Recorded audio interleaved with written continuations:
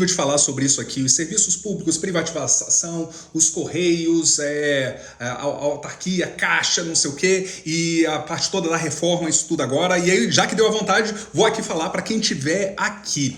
Ontem a gente teve o Dia da Independência, o Dia da Independência foi incrível e tal, porque é o dia do Brasil e tal, é o dia mais importante do feriado norte-americano, ele junta a nacionalidade. Entretanto, pelo contexto político que a gente tem, foi mais uma vez um dia dividido. Foi um dia que quem apoia o atual presidente foi para rua para dizer fica, e quem não apoia ficou em casa ou foi fazer manifestação de outro tipo.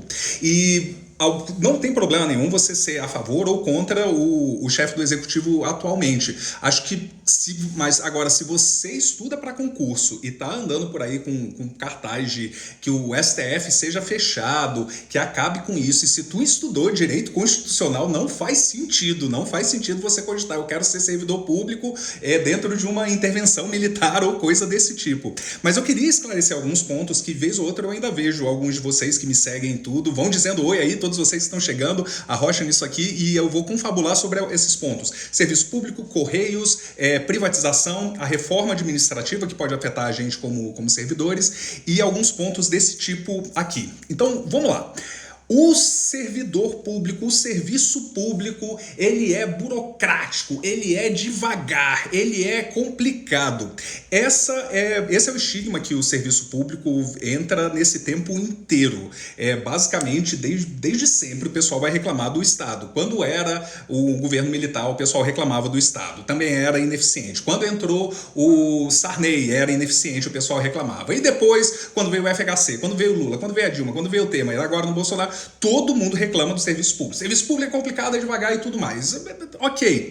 Por quê? Porque o serviço público ele tem como objetivo prestar a prestação de um serviço público, não o atendimento a um anseio de um consumidor.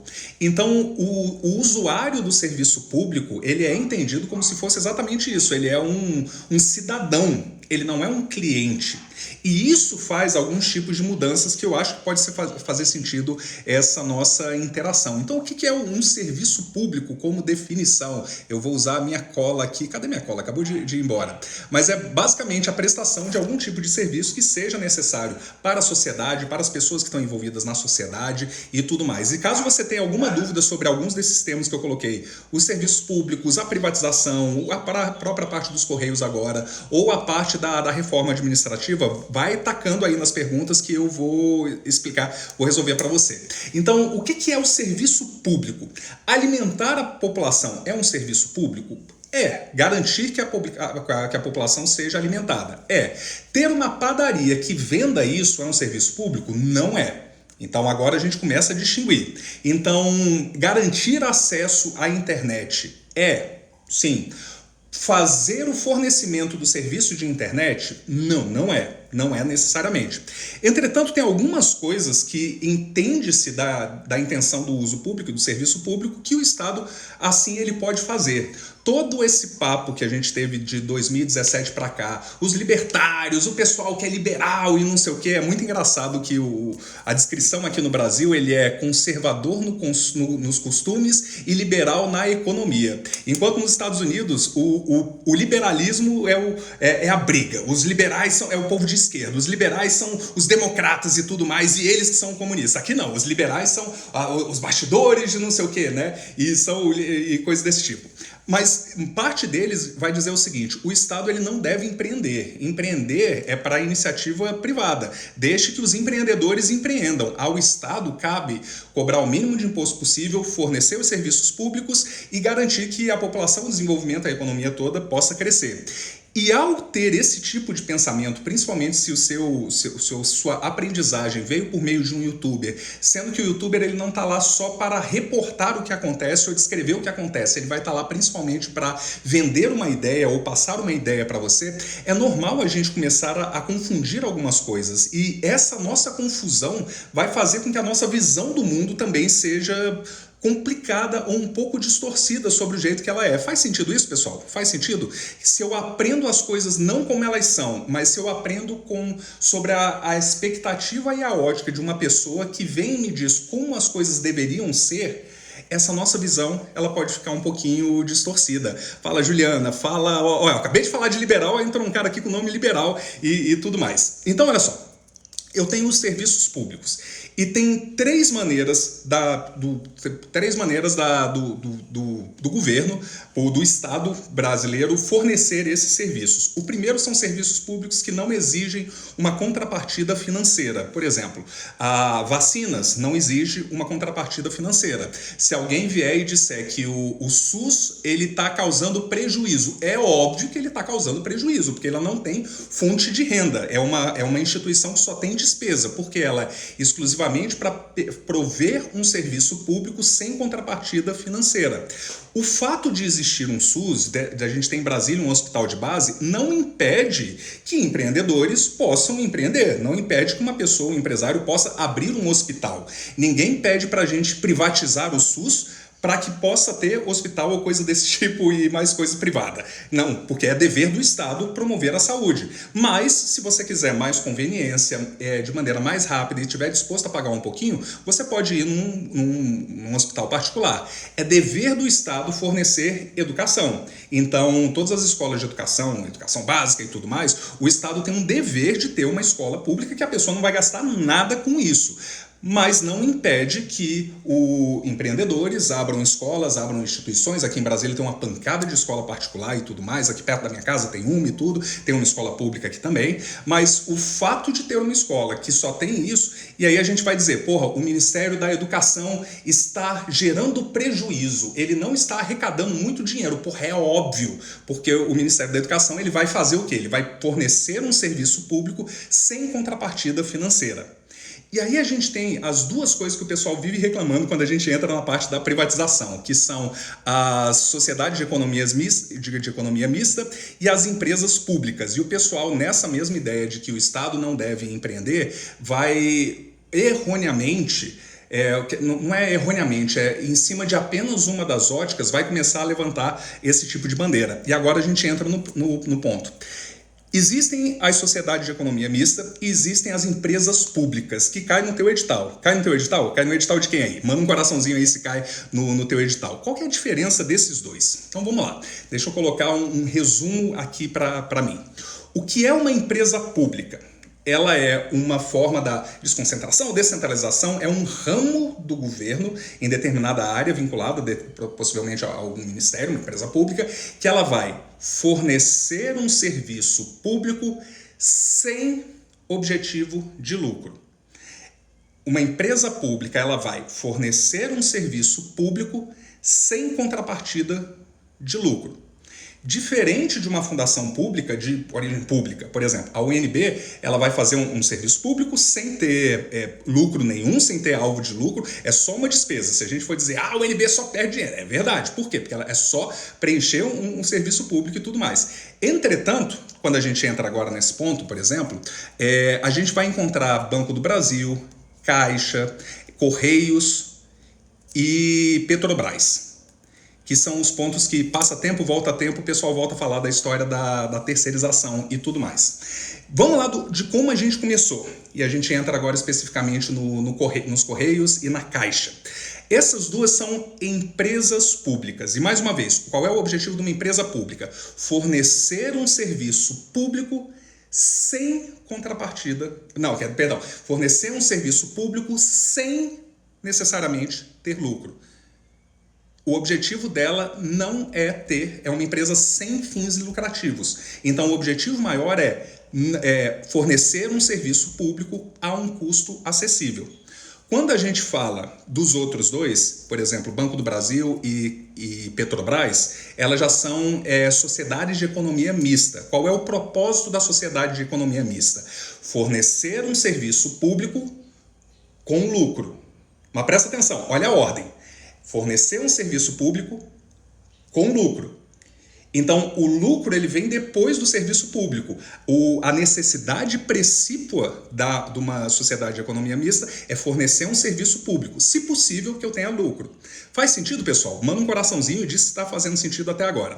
Eu tenho duas maneiras do Estado explorar a economia. Por meio de uma empresa pública, que ela vai prestar um serviço com contrapartida financeira, mas sem objetivo de lucro. E como ela não tem objetivo de lucro, todo o Estado, todo o dinheiro fica, como ela não tem contrapartida de lucro, quem é dono dessa empresa é só o Estado, porque o Estado ele vai autorizar não ter lucro. Eu quero que vocês todos trabalhem e não necessariamente ter lucro. O fato de que o alvo não é lucro não significa dizer que ela tem que ter prejuízo, mas a gente vai colocar qual é o alvo principal. Aí a gente entra para o próximo.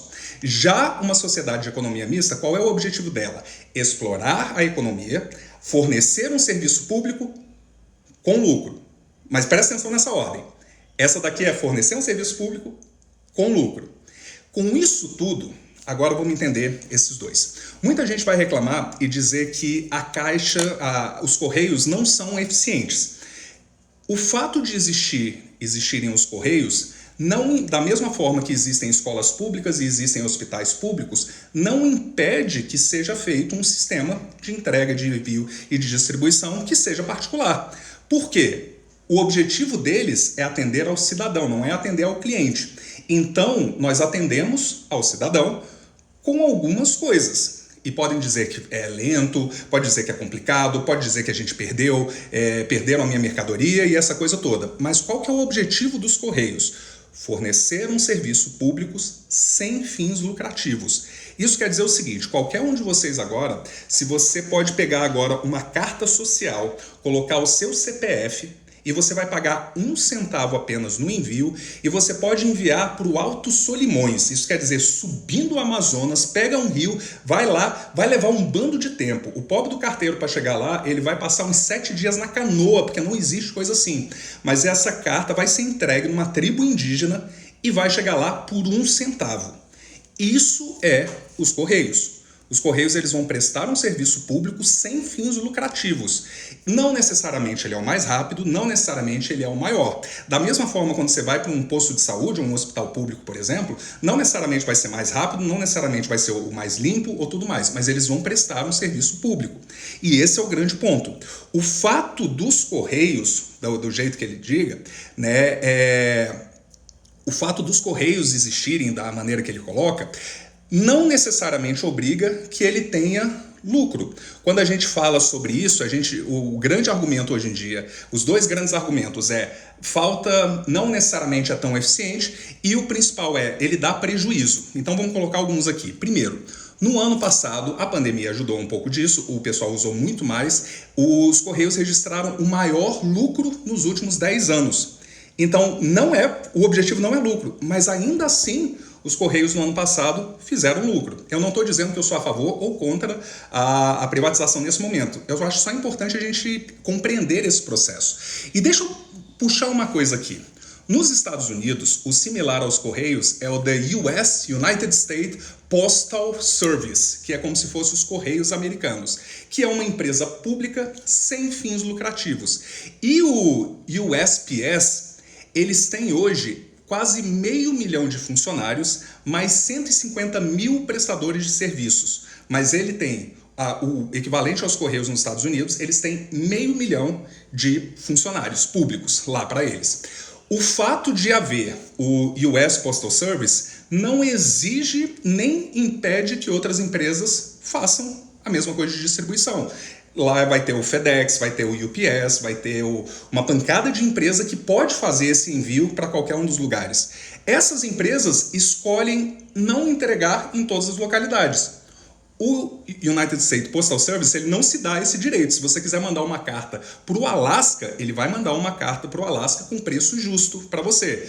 Não necessariamente com prazo, não necessariamente com tempo e tudo mais. Faz sentido? Qual é o equivalente no Brasil aos Correios? No Brasil, ao invés da gente ter 500 mil de funcionários trabalhando, que nem lá fora, nós temos só 100 mil funcionários. E aqui no Brasil, nós não tivemos empresas que toparam fazer a distribuição. Por quê? Porque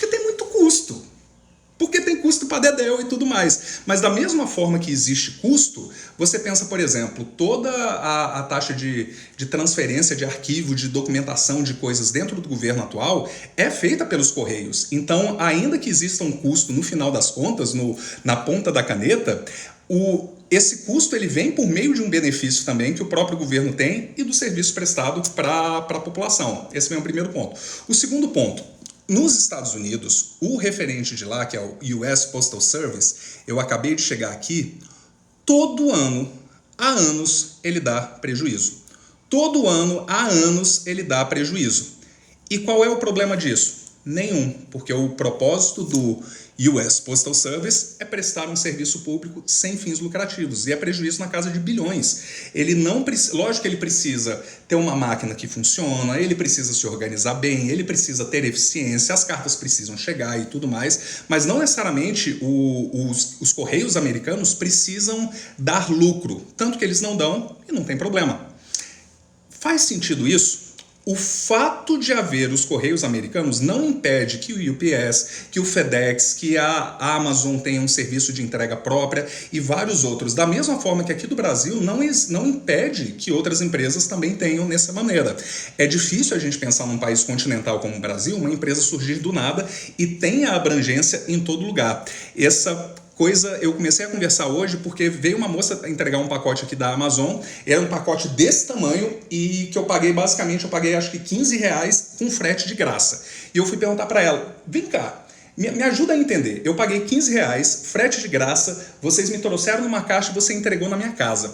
Quanto que você paga para isso? Quanto que você paga? Eles pagam tua gasolina? A moça disse, cara, não tem. A gente vai receber, e ela disse que em média, para um pacote como esse daqui, eu recebo R$3. R$2,50 a R$3. Aí eu falei, puta merda, com uma gasolina a R$7, se você recebe R$3, você vai colocar 350 ml. Se teu carro faz, minha cabeça funciona assim, se teu carro faz 10 km por litro, quer dizer, você vai conseguir andar 3,5 km por causa dessa entrega que você fez para mim. Eles não vão fora manutenção e tudo mais. Então, basicamente, você tem que entregar tudo na mesma área para você conseguir ter um lucrinho. Ela falou, cara, é mais ou menos, é por aí. Então, não há um impedimento para outras empresas também fazerem. Então, mesmo no Brasil, que tem um serviço postal muito menor em termos de quantitativo de pessoas, que está sendo lucrativo, o pessoal ele começa com isso. Mas não é uma exigência de seja privatizado para que outras empresas possam. O que as empresas querem durante a privatização, hoje a gente sabe como funciona boa parte das privatizações no Brasil, acaba que o governo ele não ganha tanto pelo patrimônio que ele tem, o pessoal quer a estrutura, a logística, as pessoas já prontas para começar a fazer e empreender e tudo mais. Mas a grande coisa hoje nos Estados Unidos eles têm um elefante lá, que abriga 500 mil de pessoas que trabalham lá, mais 130 mil prestadores de serviços diretamente, e eles continuam mesmo dando prejuízo a todo tempo. E agora a gente vem para o próximo ponto. Então, da mesma forma, a gente fala, por exemplo, a Caixa Econômica Federal. A Caixa, ainda que seja lucrativa, ela não é tão lucrativa. Por quê? Porque qualquer pessoa independente de renda consegue abrir uma conta na Caixa, consegue ter um cartão de crédito, consegue ter uma conta poupança, por exemplo. Qualquer empresa, você não precisa de uma coisa mínima para eles terem lá dentro. A Caixa ela não precisa ser lucrativa, ela vai garantir uma universalização do serviço público, todo mundo pode ter seu Pix, mesmo sem pagar e coisas desse tipo mais. E eles oferecem alguns serviços extras. Quando a gente fala do Banco do Brasil e da Petrobras, agora a gente entra na segunda categoria. Estão comigo? Se vocês estão comigo, vocês estão entrando, saindo e tudo mais. Eu estou falando sobre serviços públicos, terceirização, a gente vai falar terminamos de falar sobre os Correios, vamos falar também sobre a reforma administrativa. Se você tiver alguma dúvida sobre isso aqui, pode deixar nas perguntas e tudo mais. Há uma falsa impressão de que se eu privatizar, foi um comentário que deram ainda agora, se eu privatizar, acaba a corrupção. Não. Um dos exemplos do que a gente tem visto na CPI é que algo que era do SUS, que era o transporte, deslocamento e logística de equipamentos médicos para o próprio SUS, essa parte do SUS foi terceirizada. Essa terceirização hoje custa para o governo coisa de 1000 vezes, perdão, 10 vezes, 1000%, 10 vezes mais do que custava antes, quando era administrado pelo próprio governo. Então, não necessariamente em todos os lugares vai ser assim, não é obrigatório isso tudo, e ainda assim, a empresa principal de logística que faz a distribuição dos equipamentos está tendo uma puta de uma picaretagem. Então, várias vezes a gente fala, eu tenho que privatizar porque não vai ter corrupção. Corrupção acontece em todo lugar, em todo canto tem. Eu, na minha empresinha aqui no canto, o pessoal vem e oferece coisas e tudo mais. Eu, mesmo dono de empresa, eu tiro coisa da empresa para gastar pessoalmente na minha vida. Então, teoricamente, eu dono de empresa. Se eu tiro uma parte da minha empresa para gastar no meu gasto pessoal, é uma forma de má gestão. E muitas vezes, eu já falei isso aqui até ao vivo, muito do que a gente chama de corrupção é só uma má gestão. A história das pedaladas, por exemplo, foi um artifício financeiro usado que não é uma má gestão, é uma péssima gestão, mas não necessariamente é um roubo aquilo que ocorreu. Tanto que todo governo faz isso e tudo. Eu estou pensando em engenharias financeiras para aumentar o fluxo de caixa da minha empresa. Então eu pensei, por exemplo, cara, se eu pago no meu cartão de crédito pessoal, eu faço uma compra no cartão de crédito de 10 mil reais. Eu consigo sacar hoje esses 10 mil reais até eu receber o dinheiro. Quando eu receber esse dinheiro, eu volto a colocar lá e eu peço reembolso. Mas eu ganhei esse dinheiro líquido durante um tempo.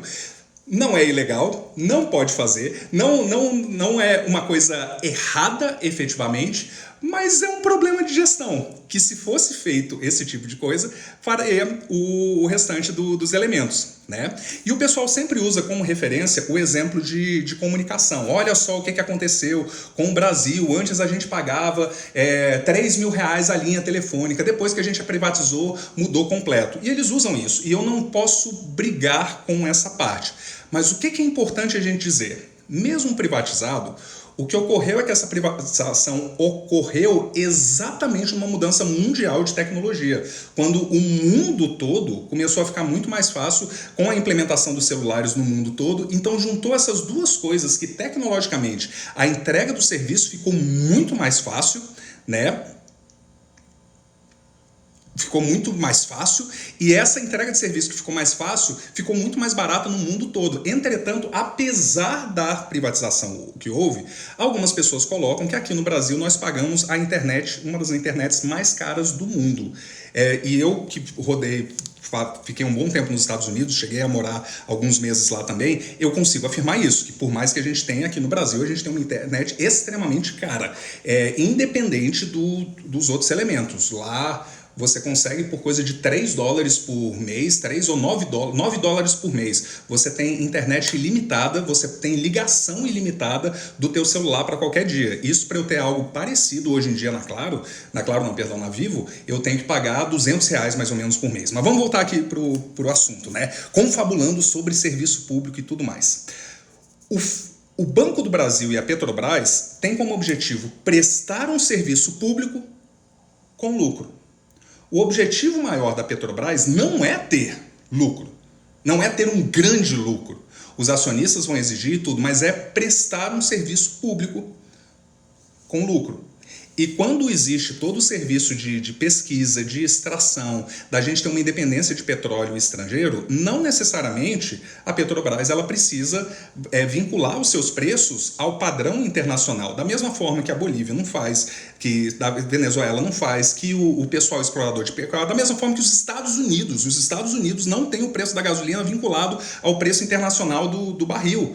Por quê? Porque eles têm um sistema próprio de extração, eles são semi-independentes disso, da mesma forma que os grandes exploradores de petróleos têm, e você não precisa vincular ao barril internacional. Você vai vincular o preço a uma coisa lá de fora, caso você esteja competindo dessa maneira. Mas como a gente tem um sistema interno, estatal, de extração desse petróleo, eu posso fazer isso. E ainda que houve corrupção, houve má gestão, houve prejuízo. A Petrobras teve 1 ano de prejuízo só nesse tempo inteiro, mas ela chegou a ser uma das maiores empresas do mundo. Acho que ela chegou a ser a 3ª maior empresa do mundo, e brasileira, e prestadora de serviço público também ao mesmo tempo. Não necessariamente é uma exigência para a gente privatizar. E é uma coisa que a gente está vendo. A Petrobras ela tem atuado na forma do mercado sem mais ter um apoio público. Ela continua tendo lucro, continua tendo mais lucro até do que tinha antes, mas o objetivo dela não é ter o máximo de lucro possível. O objetivo dela é prestar um serviço público. E a gente vai se lembrar do exército americano. Os Estados Unidos eles têm uma tropa ativa de 2 milhões de soldados e pessoas ali tudo no meio. E esses 2 milhões, se a gente for multiplicar por um salário deles, a gente joga uma média aí de $5.000, dá dinheiro para dedéu. E qual é o propósito do Estado ter uma pancada de gente assim? E vários deles não estão na ativa, eles não estão enfrentando guerra ou coisa desse tipo. Toda vez que o Estado paga dinheiro para um servidor público, imediatamente o Estado recebe 25% de volta. A grosso modo, é como se o Estado pudesse ter mão de obra com 25% de desconto imediato. Então, se eu pago para um servidor público R$10.000, imediatamente o Estado pega 27% mais ou menos de volta para isso daqui. Então, é como se eu pudesse ter uma mão de obra com desconto, porque o que eu pago eu já recebo de volta. É interessante. E aí, o que acontece? Essa pessoa que recebeu R$10.000, pagou o imposto, agora tem 7.500, ela vai comprar alguma coisa com esses 7.500. E a pessoa que receber esse dinheiro, imediatamente tem que pagar imposto. E desse imposto que o pessoal pagou, imediatamente já volta mais para o Estado. Então, em uma passada de mão, é quase que o Estado ele já tem de volta 40% do dinheiro em forma de imposto.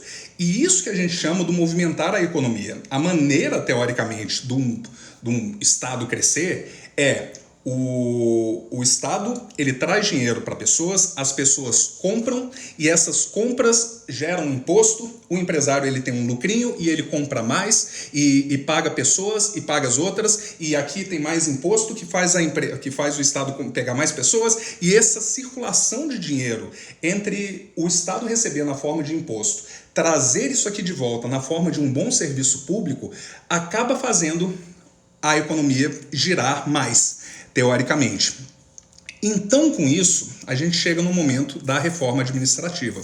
Se você é a favor da privatização dos Correios, você tem que ser a favor da reforma administrativa do jeito que ela é proposta. Mas ela vai foder com os servidores. Sim, se você acredita nessa mesma forma de pensamento de que diz os Correios são ineficientes, tem que privatizar tudo. A Petrobras é ineficiente, tem que privatizar tudo. O Estado não pode empreender, ele não é capaz de gerir coisa nenhuma, tem que fazer isso tudo. Você também teria que ser, pensando por analogia, que os servidores públicos são todos preguiçosos, eles não merecem isso daqui, eles têm que estar sempre no melhor e tudo, e eles podem fazer, então o gestor ele tem liberdade para trazer ou colocar para fora o grande Antônio, você devia estar cochilando agora, rapaz, daqui a pouco você já vai estar de pé de novo.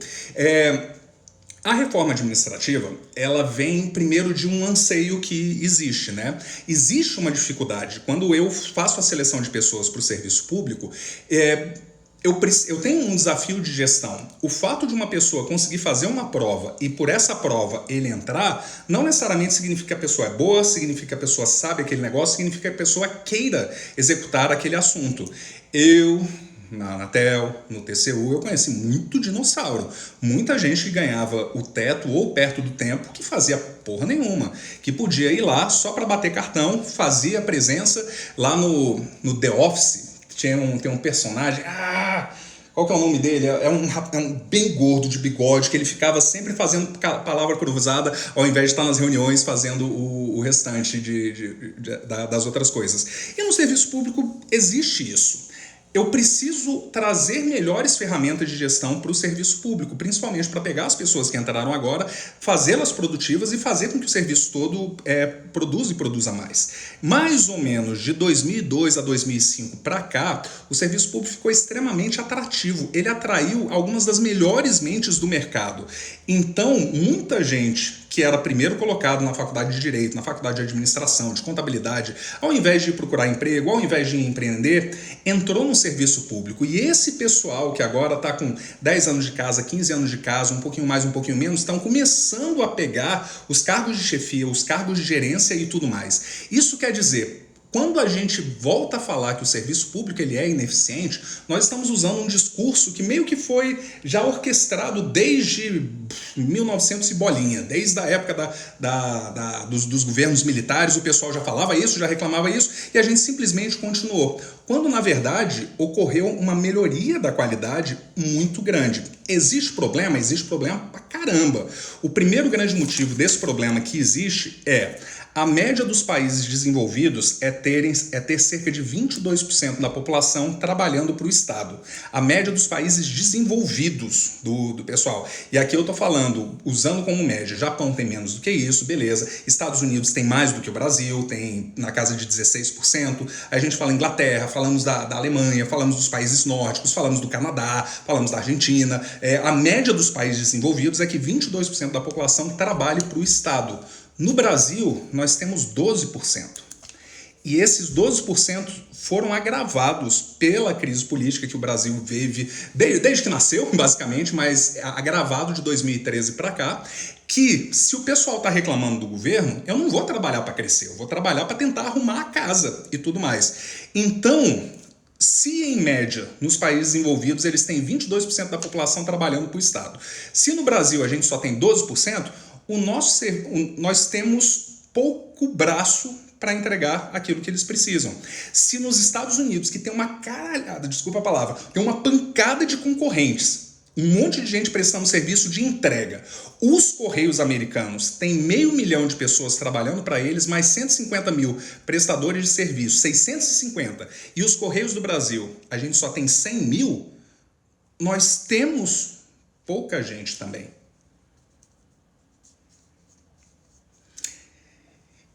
E para o nosso processo de desenvolvimento, o Brasil chegar no próximo nível e tudo mais, é importante pelo menos que a gente tenha uma clareza maior. Se você me segue, possivelmente você estuda para concurso público. Não faz sentido você estudar para concurso público e você dizer que meus colegas que estudaram igual a mim e estão hoje trabalhando nos Correios, eles são todos incompetentes e não funcionam lá. Meus colegas que estudaram e passaram na Petrobras, que passaram no Banco do Brasil, eles têm que ir todo mundo embora, mas eu no meu tribunalzinho, para eu ficar de analistinha ali no cantinho, eu vou ser a pessoa mais produtiva. Vem alguns pontos desse tipo. É importante eu entender o que funciona, qual é o propósito de cada um desses elementos, qual é o propósito de cada uma desses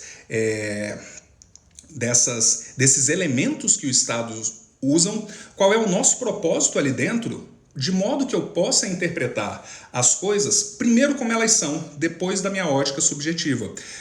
Mais uma vez, conforme você vai acompanhando o seu youtuber favorito, que ele pode ser mais reacionário, pode ser mais a favor do Estado, ele vai ser coxinha, ele vai ser mortadela, ele vai ser qualquer uma das coisas, né? Conforme você vai acompanhando essa outra pessoa, essa pessoa ela vai dizer a visão conforme a visão que ela tem.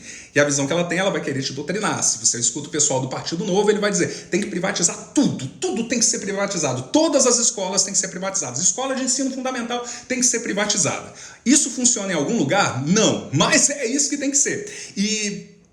Mas os discursos, eles podem ser muito bonitos, mas quando eu trago para a realidade, é importante eu ver qual é a função de cada um deles. Quando você estuda para concurso, você está estudando lá sobre direito administrativo, é legal você entender. Mais que você ter memorizado que a autarquia ela é criada por lei, definida por lei, é muito legal você entender qual é a função dela, por que foi criada uma autarquia, qual que é a importância de uma autarquia, qual que é a grande coisa da gente ter e do Estado ter uma autarquia. Quando a gente fala sobre as empresas públicas e sociedades de economia mista, os Correios eles existem desde 1600. Desde 1660 os Correios já existem no Brasil.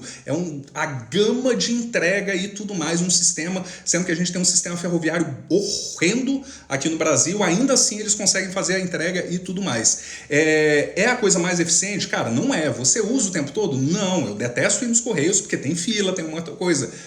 Mas da mesma forma, quando você vai num hospital público, tem fila, demora e você pode ficar ali no meio. Mas o propósito de um serviço público, de uma empresa de economia mista e de uma sociedade de economia mista e de uma empresa pública é prestar um serviço público, se possível, aqui na sociedade de economia mista, com lucro, e esse aqui não necessariamente com lucro. Se tiver, é bom. Se tiver, é extra. Mas o meu propósito é fazer um bom serviço público e tudo mais, sem que impeça outras pessoas de entrarem e usarem. Eu fiquei com vontade de falar sobre isso daqui. Ontem, quando eu fui vendo os tipos de manifestações que tiveram, e mais uma vez, você pode defender qualquer tipo de área ou qualquer tipo de ponto, mas a partir do momento que a gente entende por que existe a separação dos poderes, por que né, em praticamente toda a democracia existe o ramo do judiciário, existe o ramo do executivo e existe o ramo do legislativo. O que acontece? Talvez por isso, por exemplo, vendo o que está acontecendo, eu vou ficando mais tendencioso ao parlamentarismo, por exemplo, que eles conseguem dar uma continuidade ao longo de um tempo, de uma mesma ideia, de uma mesma figura de gestão e tudo mais, independente da porra do partido que está lá fazendo essas coisas e tudo. Às vezes a gente quer imitar os Estados Unidos em todos os pontos, talvez tenham alguns sistemas de gestão internacional que sejam mais úteis e mais efetivos. Mas a gente quer ser servidor público. Se a gente quer ser servidor público, primeiro é legal a gente ter uma camaradagem com os nossos amigos. Alguém que está lá, sempre que a gente fala de corrupção no serviço público, tem algum servidor ali dentro. Tem algum colega seu que também rodou a noite estudando, que hoje está lá e que está fazendo vista grossa, por algum motivo. Tem alguém que ralou de estudar igual você, fez uma prova, comemorou, chorou no dia da nomeação, entrou lá dizendo agora vai, e por algum motivo foi sucumbindo ao sistema, ao dia a dia, ao que ia acontecendo.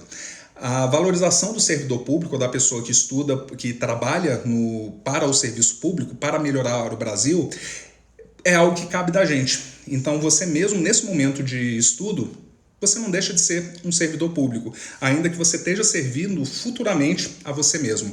Cabe a nós termos uma honra, termos um orgulho disso aqui que faz, e quando você entrar, eu acho que vale muito a pena você fazer por merecer.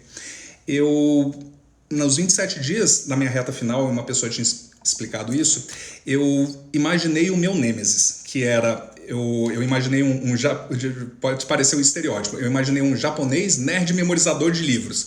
E eu pensava, cada momento que eu não estiver estudando ou que eu estiver enrolando, esse cara vai estar estudando. E tudo que eu queria era, eu vou passar na frente desse cara. Foi uma figura imaginária, era o meu fantasma e era contra ele que eu estava querendo competir e fazer tudo. Como não entrou nenhum japonês na minha turma, possivelmente eu ganhei dele. Mas no momento que eu ganhei, eu lembrei que para eu entrar, alguém que ficou de fora. Aqui em cima, lá no início, certamente ele não está mais, o José Raimundo, ele entrou. O José Raimundo, ele foi o 11º colocado no meu concurso. No final das contas, eu passei entre os 9. Isso quer dizer, ele ficou 2 pessoas fora da vaga. Ele tirou praticamente a mesma nota que eu. Foi por uma questão ínfima que esse colega que estava aqui na live há um pouco, ele não entrou nesse concurso. Depois ele entrou para analista da Câmara. Então, no fim das contas, foi bom. E, na verdade, no ano seguinte ele passou no TCU de novo. Isso mostra também, olha, vai fazendo, foca nisso aqui que logo, logo você se ajusta. Mas eu sempre pensava que para eu estar lá dentro, alguém está de fora. E eu tive uma sensação, quando eu entrei lá dentro, eu queria fazer muito isso, eu queria executar, que foi em apenas um mês... De todo o tempo que eu estava lá dentro, eu senti que eu mereci o dinheiro que eles estavam me pagando. Isso vale por N motivos, mas o tempo todo que eu estava lá, eu não acredito que eles estão me pagando isso tudo para eu fazer esse tipo de trabalho só. Eles tinham que me exigir mais, eles tinham que fazer isso tudo. Eu preciso fazer mais e tudo. E apenas, mas acho que 3 meses, em 3 anos, eu senti que eu mereci aquele dinheiro. Em parte por isso, eu pedi a minha exoneração. Eu pedi primeiro uma licença, eu fui pensar, eu quero ajudar outras pessoas a fazerem esse mesmo sonho e eu quero inspirar essas pessoas a estarem lá dentro. E se eu inspirar várias pessoas lá dentro, vão ter muita gente com essa mesma pegada e dessa maneira a gente muda o serviço público por dentro. E por isso você já conhece a minha história, mais de 1.050 aprovados dentro das vagas, magistrado, tabelião, auditor, consultor e essa coisa toda para cá. E quando a gente escuta algumas ideias do que é falado sobre o que foi proposto da reforma administrativa, eu não posso dizer... Eu só posso dizer que o que é proposto pela exposição de motivos é por uma pessoa que não conhece o que acontece lá dentro. É por uma pessoa que pode estar analisando simplesmente como números esse processo, como gastos, como despesas, como algum tipo de exigência, sem ter a compreensão tanta do que está ocorrendo lá dentro. Vai passar, não vai passar? Vai mudar o concurso público? Vai acabar o concurso público? Todos esses medos. O concurseiro, ele é tarado, né? Ele fica sempre imaginando com tesão. Agora vai acabar o concurso público. Agora acaba de vez esse negócio. E fica aquela vontadezinha de dizer, agora veio o apocalipse. É como se fosse aquela... Quando a gente vai andando e passa por um lugar alto, você olha para um abismo, você olha para um buraco, uma vozinha na sua cabeça fala, pula. Ou quando você olha numa janela bem alta, uma voz fala, e aí, o que vai acontecer? Pula ali no meio e tudo. E essa mesma vozinha, que é quando a gente olha para o abismo olha de volta, o concurseiro ele tem com essa ideia do fim dos concursos públicos. Quando minha mãe passou em concurso público, já tinha esse papo. E a gente está falando de 1995, mais ou menos. Já, o pessoal já dizia, vai acabar o concurso público, vai acabar o serviço público e essa coisa toda. Quando eu passei, teve isso, quando todo mundo... E em cada um dos momentos, a cada 6 meses, o concurseiro jura que, mas Vitor, agora é diferente. Em 2017, teve a terceirização, que foi aprovada. Disseram, Vitor, agora é totalmente diferente, acabou de vez o concurso público. Não mudou porra nenhuma e tudo. Um pouquinho antes, teve a PEC do capeta lá de limitar os gastos e vai dizer, acabou de vez o concurso público e tudo, mas limitava só os gastos do executivo e tudo mais, e só em uma das esferas e essa coisa toda. E a gente fica sempre com essa vontade de que vai acabar totalmente, porque em parte o concurseiro, sentindo que não está gerando progresso, ele tem uma vontadezinha de largar essa coisa para não dizer que eu desisti. Ele prefere dizer... Eu até teria passado, mas acabaram com o concurso e já que acabaram, eu vou seguir as coisas que já estavam na minha cabeça desde antes e tudo mais. Agora, ao ter a consciência desse processo todo, o governo ele não está com força política suficiente para fazer uma reforma desse tamanho e passar na íntegra, ele não está da mesma, que seria uma PEC, ele não está com, possivelmente nem o ministro da Justiça ele vai ser autorizado como ministro do TCU, do STF. Os senadores próprios devem barrá-lo pelas estatísticas nesse momento. Então, da mesma forma que eles ofereceram, vocês souberam isso? Ocorreu uma reforma tributária. Vocês viram isso? Ocorreu, votaram, mas tiraram uma pancada de coisas ali no meio para isso daqui. E da mesma maneira, essa reforma administrativa ela vai seguir dessa forma. Então, pessoal, mantenha o teu estudo. Um dos meus vídeos, eu não vou dizer que é meu mais famoso, mas a assessoria de imprensa recomendou que eu retirasse. Mas ele dizia o seguinte, pare de ler notícias e vai estudar. Todo dia vai ter uma notícia apocalíptica para dizer que tudo acabou de vez. Todo dia tem uma notícia apocalíptica para dizer que você que estuda para concurso acabaram, as suas chances não funcionam mais. Hoje toda a mídia ela funciona na atenção. Todos os cursinhos funcionam na atenção, em pegar a sua atenção, a capturar a sua intenção. A gente precisa fazer uma... Sim, eu fui do TCU e eu pedi primeiro licença, depois eu pedi exoneração e eu já ajudei 10 colegas a serem nomeados lá dentro, 7 auditores e 3 técnicos também. Mas a gente precisa de uma dieta de informação, cuidar bastante do que entra na nossa cabeça, principalmente porque o processo de aprovação em concurso público, na real mesmo, é de 3 meses. 3 meses com o melhor que você tem. São 3 meses que você vai dar tudo que você tem para cá. Às vezes a gente precisa de 3 anos nos preparando para pegar 3 meses e fazer o nosso melhor. Mas o tempo de estudo para concurso, ele vai ficar nesse momento. Às vezes esse é o seu momento. Às vezes esses são os 3 meses. Às vezes 2021 pode ser ainda o ano da sua aprovação. Que não seja a aprovação no concurso que você quer. O Enio está aguardando um concurso que tem anos que dizem vai sair a qualquer instante e não sai. E o pessoal deu a autorização desse concurso e o pessoal diz, vai sair agora e não sai o concurso. Mas esse ano pode ser o ano da sua aprovação. Você buscando algum outro concurso perto de você, perto da sua área. E o que eu mais acho, você pode brigar com a reforma administrativa por dentro, com a sua associação, com o seu sindicato, como sendo servidor, protegendo o seu direito, efetivamente. Do contrário, você vai arranjar desculpas e motivos para estudar de maneira aquém daquilo que você quer. Hoje a gente falou sobre uma pancada de coisa. E ainda que para alguns de vocês, eu espero que essa minha divagação possa ter sido útil e interessante. Qualquer que seja a corrente política que você busca, é interessante a gente encontrar o que são ideologias, mas o que é o Estado democrático do direito. Como isso aqui funciona? Qual é a importância dos três poderes harmônicos entre si e fazendo um sistema de freios e contrapesos? Qual é a importância desse momento? Por que o judiciário, para uma sociedade civilizada, para uma democracia, ele é essencial? E por que o legislativo ele também é essencial? E por que o outro é essencial? Vitor, mas são todos filhas da puta, pode ser.